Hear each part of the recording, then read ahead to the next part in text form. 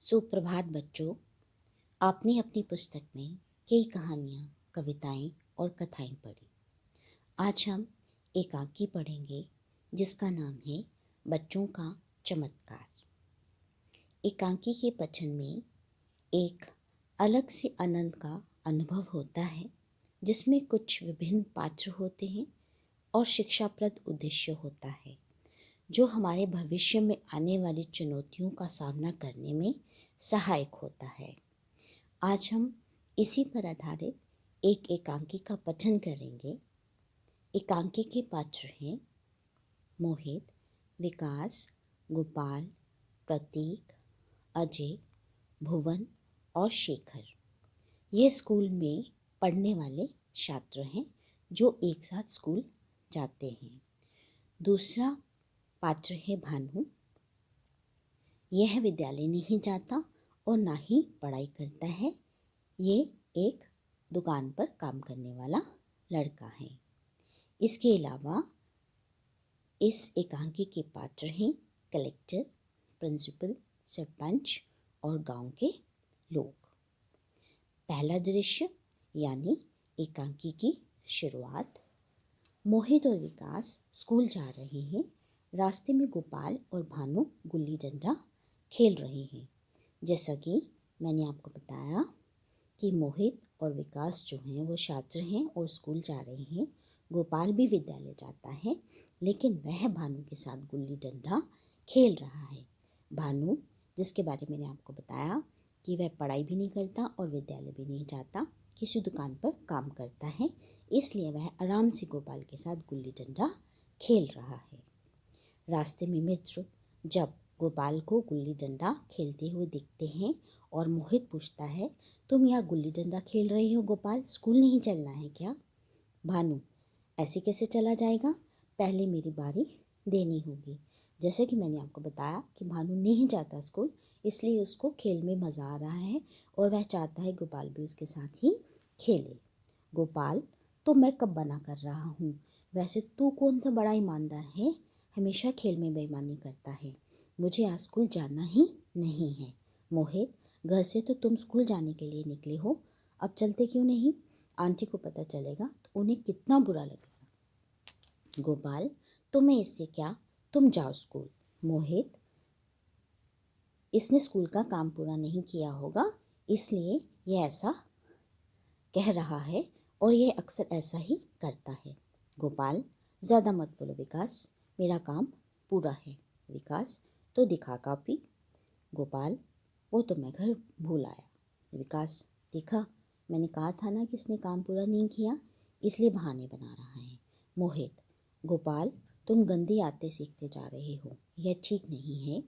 विकास, मोहित, इससे बहस करना बेकार है, जल्दी चलो, स्कूल में देर हो जाएगी। दोनों चल पड़ते हैं। मोहित, रास्ते में विकास, हमें कुछ करना होगा। ऐसा करते हैं कि छुट्टी के बाद मैदान में पेड़ के नीचे मिलते हैं। अजय, प्रतीक, भुवन और शेखर को भी साथ ले आना। विकास, ठीक है। यहाँ तक था पहला दृश्य, जिसमें कि आपको अच्छे से समझ में आ गया कि 4 बच्चे हैं जिनका नाम है गोपाल, विकास, भुवन और मोहित। यह विद्यालय सुबह सुबह जा रहे हैं, लेकिन गोपाल जो है वो भानु के साथ खेल में व्यस्त हो जाता है। वह स्कूल जाने से मना कर देता है, जो उसके मित्रों को अच्छा नहीं लगता और वह सलाह बनाते हैं कि छुट्टी के बाद हम बाकी मित्रों के साथ भी वार्तालाप करेंगे कि हम इसकी गंदी आदतों को कैसे छुड़ाएं। दूसरा दृश्य आप देख रहे हैं। दृश्य में कि सभी मित्र एक साथ पेड़ के नीचे खड़े हैं और कुछ बातचीत कर रहे हैं और सलाह कर रहे हैं। छुट्टी के बाद मोहित और उसके दोस्त पेड़ के नीचे बातें कर रहे हैं। मोहित, दोस्तों, हम सबको पता है, मालूम हो गया है, यह जो गोपाल है वह गंदी आदतों का शिकार हो गया है। स्कूल ना आना, झूठ बोलना, सारा दिन घूमना या खेलते रहना, यह अच्छी बात नहीं है। शेखर, यार, मैंने उसे कई बार समझाने की कोशिश की, परंतु वह मेरी बात एक कान से सुनकर दूसरे कान से निकाल देता है। प्रतीक, ऐसा करते हैं, मैं उसे रंगों हाथों पकड़वा देता हूँ। मेरा मतलब है कि जिस दिन वह स्कूल ना आए उसकी मम्मी को ले जाकर दिखा देते हैं कि वह क्या कर रहा है। जब मम्मी से डांट पड़ेगी तो अकल ठिकाने आ जाएगी। अजय, नहीं नहीं, ऐसा करने से वह हमें अपना दुश्मन समझने लगेगा, हमसे बात भी करना बंद कर देगा। मोहित, तुम ठीक कह रहे हो अजय, हमें मिलकर कुछ और करना होगा। विकास, लेकिन हम करेंगे क्या? मोहित, हम एक टोली बनाएंगे और गोपाल को भी उसमें शामिल करेंगे। शेखर, वो टोली क्या करेगी? गोपाल, भाई वाह। गोपाल आ जाता है तो वो कहता है, भाई वाह, यहाँ तो मीटिंग चल रही है, मुझे भी बताओ कि क्या बातें हो रही हैं। शेखर, हम सब मिलकर एक टोली बना रहे हैं, तुम्हें भी इसमें शामिल करेंगे, हम सब मिलकर कुछ काम करेंगे। मोहित, टोली का पहला काम होगा गांव की गंदगी को दूर करना और इसे साफ सुथरा बनाना। हम प्रतिदिन 1 घंटा गांव की सफाई में लगाएंगे। भुवन, बिल्कुल ठीक है, हमारे गांव में जगह जगह गड्ढे हैं जिनमें गंदा पानी चढ़ता रहता है। गंदे पानी में मच्छर पैदा होते हैं और मलेरिया फैलाते हैं। मोहित, हमारी टोली इन गड्ढों को सूखी मिट्टी से भर देगी। साथ ही हम गांव से हटकर एक गड्ढा खोदेंगे ताकि गांव वाले सारा कूड़ा उसमें डालें। हम गांव वालों को समझाएंगे कि गांव को साफ सुथरा रखने में हमारी भलाई है। अजय, मोहित, गांव वालों को स्वास्थ्य के प्रति जागरूक बनाना भी बहुत ज़रूरी है, बहुत आवश्यक भी है। हमें घरों में जाकर बताएंगे कि स्वस्थ रहने के लिए स्वच्छता बहुत आवश्यक है। स्वच्छता शरीर की, आसपास की जगह की, खाने पीने की चीज़ों को मक्खियों से बचाएं, उन्हें ढक कर रखें और ताज़ा पका हुआ भोजन ही खाएं। गोपाल, यह तो बड़ा अच्छा काम है, हम कल से ही शुरू कर देंगे। विकास, पहले तू ये बता कि रोज़ स्कूल आएगा या नहीं? गोपाल, आऊँगा भाई, आऊँगा। मोहित, हमारा अगला काम यही होगा, यानी हम उन साथियों पर ध्यान दें जो स्कूल नहीं आते हैं और पढ़ने से जी चुराते हैं।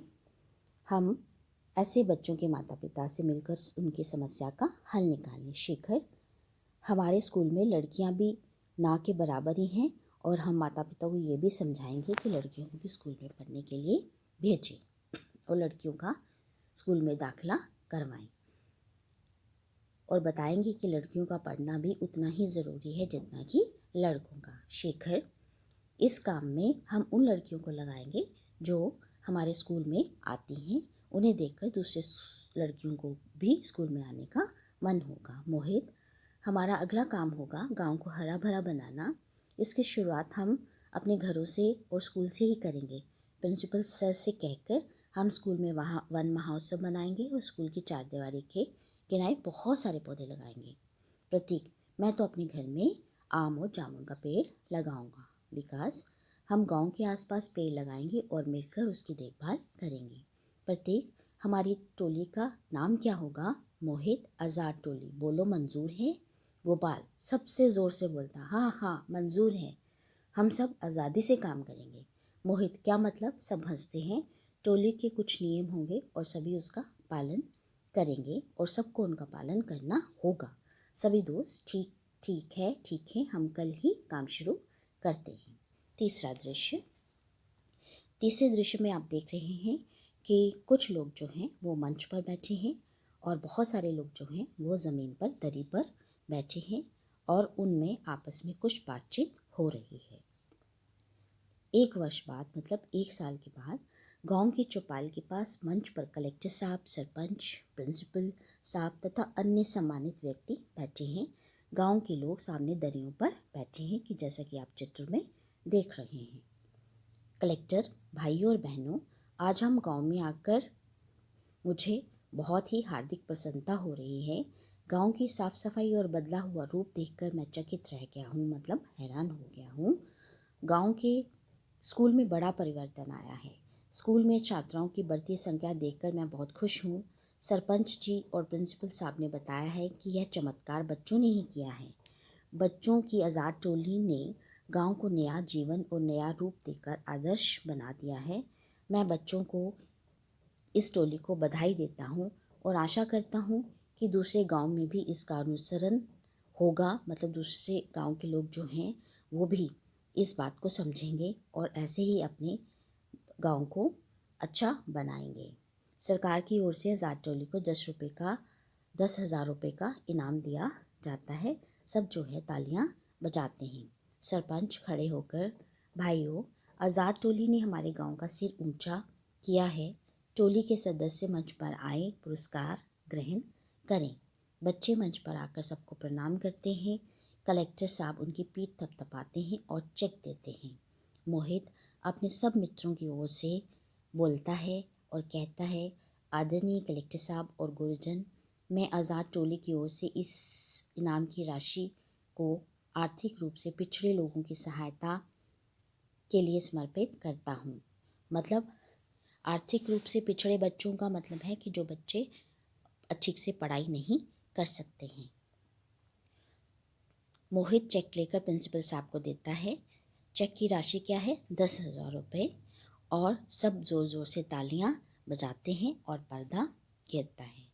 तो बच्चों, आज हमने जो एकांकी पढ़ी, बच्चों का चमत्कार, उसमें हमने यह सीखा कि हमें अपने मित्र की सदा सहायता करनी चाहिए। यदि हमें लगे कि हमारा मित्र जो है वो गलत राह पर चल रहा है, भटक गया है, तो हमें उसकी शिकायत ना करने के बजाय उसको अच्छे काम सिखाकर, बताकर, करवाकर उसको एक सही राह दिखानी चाहिए।